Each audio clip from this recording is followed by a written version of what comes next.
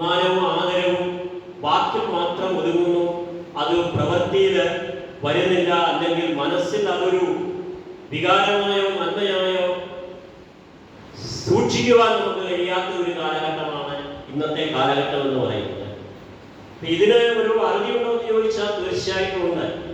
ഓരോ അവസ്ഥകളിലൊന്നും പഠിക്കില്ല, പക്ഷേ തെറ്റുതിരുത്താൻ പറ്റാത്ത ഒരവസ്ഥയിൽ പടികുഴിയിൽ വീണു പോകുമ്പോഴും ചതിക്കുഴിയിൽ അകപ്പെടുമ്പോഴും ചെയ്തത് തെറ്റാണ്, അത് തിരുത്താൻ പറ്റാത്ത ഒരവസ്ഥയിൽ തെറ്റ് തെറ്റാണെന്ന് ബോധ്യപ്പെടും. പിന്നെ പക്ഷെ തിരുത്താൻ അവസരം കാണി.